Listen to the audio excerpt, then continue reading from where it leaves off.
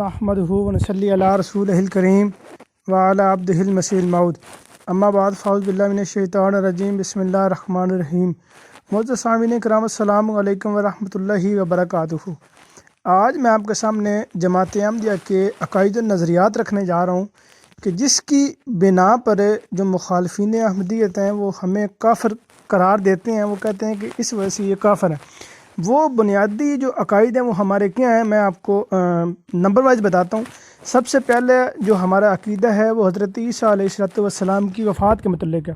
ہم یہ کہتے ہیں کہ قرآن پاک حضرت عیسیٰ علیہ السلام کی وفات کا اعلان کرتا ہے کہ عیسیٰ علیہ السلام کی وفات ہو چکی ہے۔ اس کے بعد نبی کریم صلی اللہ علیہ وسلم بھی یہ بات بیان فرماتے ہیں کہ عیسیٰ علیہ السلام کی وفات ہو چکی ہے۔ سب سے پہلا بنیادی عقیدہ ہمارا یہ ہے کہ عیسیٰ علیہ السلام کی وفات ہو چکی ہے، وہ قرب قیامت واپس نہیں آئیں گے۔ دوسرا ہمارا عقیدہ یہ ہے کہ نبی کریم صلی اللہ علیہ وسلم کے متعلق جو لفظ خاتم النبیین استعمال کیا گیا، جو نبی صلی اللہ علیہ وسلم کو خاتم النبیین کہا گیا ہے، اس کا معنی یہ ہے جو رسول اللہ صلی اللہ علیہ وسلم نے خود بیان فرمایا کہ میں خاتم النبیین ہوں، یعنی میرے بعد ایک اور مسیح نبی اللہ آئے گا۔ یعنی نبی کریم صلی اللہ علیہ وسلم کا خاتم النبیین ایسا ہے کہ نبی کریم صلی اللہ علیہ وسلم کے بعد کوئی بھی کسی قسم کا شرعی نبی نہیں آئے گا، نہ آپ صلی اللہ علیہ وسلم کی امت میں کوئی ایسا نبی آئے گا جو آپ سے افضل ہو اور جو کسی دوسری امت سے ہو۔ بلکہ امام ملا علی قاری بھی یہ بات بیان فرماتے ہیں کہ ختم نبوت سے مراد یعنی خاتم النبیین سے مراد یہی ہے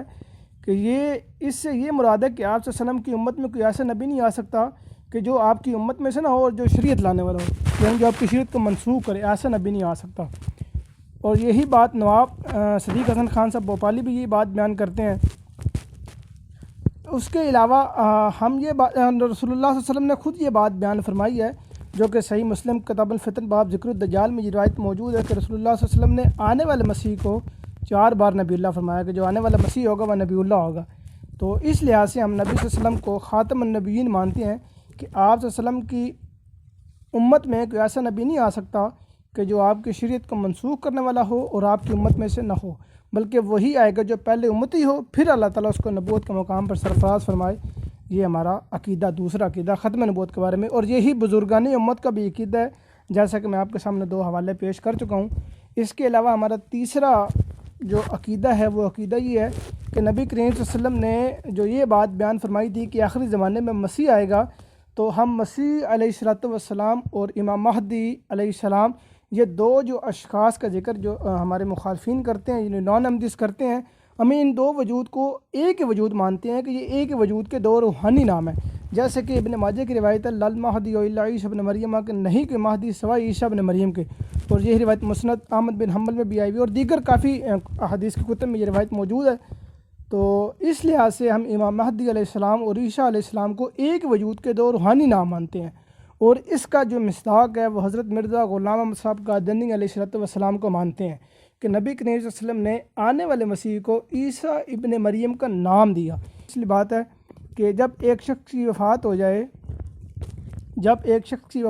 تو قرآن پاک کبھی بھی یہ بات نہیں بیان کرتا کہ وہ دوبارہ واپس آئے گا، یا رسول اللہ صلی اللہ علیہ وسلم یہ کبھی بھی بات بیان نہیں کریں گے کہ ہی ول کم بیک اگین۔ تو اس لیے عیسیٰ علیہ السلام کا جو نام احادیث میں موجود ہے کہ وہ آخری زمانے میں آئیں گے، یا ان کا جو نام احادیث میں دیا گیا، اس سے قطعی یہ مراد نہیں ہے کہ وہی بنی اسرائیل والے رسول آئیں گے، کیونکہ بخاری کی روایت ہے اور مسلم میں بھی ہے اور کافی کتب میں بھی یہ روایت موجود ہے کہ رسول اللہ صلی اللہ علیہ وسلم نے آنے والے مسیح کو امامکم منکم فرمایا کہ وہ تم میں سے تمہارا امام ہوگا۔ تو یہ منکم کی صراحت موجود ہے کہ تم میں سے ہوگا، من بنی اسرائیل نہیں فرمایا کہ بنی اسرائیل میں سے وہ تمہارا امام ہوگا۔ تو جو عیسیٰ علیہ السلام کو جو نام دیا گیا عیسیٰ ابن مریم کا، تو یہ صرف صفاتی طور پر دیا گیا، اور مرزا غلام صاحب قادیانی علیہ السلام نے اپنی کتاب تذکرۃ الشہادتین جو کہ روحانی خزانے کی جلد نمبر 20 ہے، اس کتاب کے صفحہ نمبر 31 تا 35 میں حضرت مرزا صاحب نے اپنی اور عیسیٰ علیہ السلام کے مابین 16 مشابہات کا ذکر بیان فرمایا کہ عیسیٰ علیہ السلام میں اور مجھ میں 16 مشابہات ہیں، جس کی وجہ سے رسول اللہ صلی اللہ علیہ وسلم نے آنے والے کو یعنی مجھے عیسیٰ ابن مریم کا نام دیا۔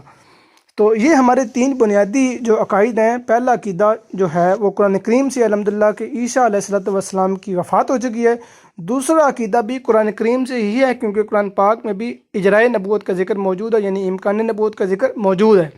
اور تیسرا عقیدہ جو عیسیٰ علیہ السلام اور امام مہدی کے ایک وجود ہونے کا ذکر ہے، یہ بخاری کی روایت ہے، اور یہی قرآن پاک کی سورۃ جمعہ کی میں یہ آیت موجود ہے، وآخرین منہم لما یلحقوا بہم۔ اس کی تشریح میں جو وہ ایک روایت پیش کرتے ہیں، بخاری اور مسلم کی یہ روایت ہے کہ وہ آخرین میں سے جو ہیں وہ کون لوگ ہوں گے، تو نبی کریم صلی اللہ علیہ وسلم نے حضرت سلمان فارسی رضی اللہ تعالیٰ عنہ کے کندھے پہ ہاتھ رکھ کے یہ بات بیان فرمائی تھی کہ لو کان الایمان معلقا بثریا لنالہ رجلا او رجال من ہؤلاء، کہ اگر ایمان ثریا یعنی ستارے پر بھی چلا گیا تو ان میں سے کچھ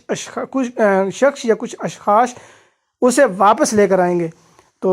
یہی عقیدہ ہمارا عیسیٰ علیہ السلام کی وفات کے بارے میں کہ وہ وفات پا چکے ہیں۔ نبی کریم صلی اللہ علیہ وسلم کی امت میں جو مسیح نبی اللہ آئے گا وہ اسی امت میں سے ہوگا، یعنی وہ بنی اسرائیل کی امت میں سے نہیں ہوگا، اور وہ امتی نبی ہوں گے، شرعی نبی نہیں ہوں گے۔ یہی ہمارے عقائد ہیں۔ ان کے علاوہ ہم جو بھی سب عقائد ہمارے قرآن و حدیث کے مطابق ہیں، قرآن و حدیث سے باہر ہم بالکل بھی نہیں نکلتے الحمدللہ۔ تو اس بنا پر اگر ہمیں کوئی کافر کہتا ہے تو وہ بے شک کہے، کیونکہ قرآن پاک ہمارے ساتھ ہے، رسول اللہ صلی اللہ علیہ وسلم کا فرمان ہمارے ساتھ ہے۔ تو ہمیں اس لیے ہمارے لیے فکر کی یہ بات ہونی چاہیے کہ ہم قرآن پاک کے خلاف تو نہیں جا رہے۔ ہمیں اس بات کی فکر نہیں کرنی چاہیے کہ لوگ ہمارے خلاف فتویٰ دے رہے ہیں، بلکہ ہمیں اس بات کی فکر ہونی چاہیے کہ رسول اللہ صلی اللہ علیہ وسلم کا فتویٰ کفر، یا رسول اللہ صلی اللہ علیہ وسلم نے جو مسلمان کی تعریف بیان کی ہے، جو قرآن پاک میں جو مسلمان کی تعریف بیان کی، اس تعریف سے ہم باہر تو نہیں کر رہے۔ اگر ہم اس تعریف کے اندر ہیں اور اس تعریف کے مطابق ہم زندگی بسر کر رہے ہیں، اور قرآن پاک نے جو احکامات جو فرائض ہمیں دیے ہیں کہ ہم اس پر پورے اتر رہے ہیں، اگر تو ہم اس پر پورے اتر رہے ہیں تو ہمیں لوگوں کے فتاویٰ اور لوگوں کے فتوے اور گالی گلوچ سے بالکل بھی پریشان نہیں ہونے چاہیے۔ اللہ تعالیٰ ہمارے مخالفین کو حق بات سمجھنے کی توفیق عطا فرمائے۔ یہ ہمارے عقائد تھے۔ اللہ تعالیٰ آپ سب کو سمجھنے کی توفیق عطا فرمائے۔ اللہ تعالیٰ ہمیں ہمیشہ حق بات کہنے کی توفیق عطا فرمائے۔ وما علینا الا البلاغ المبین۔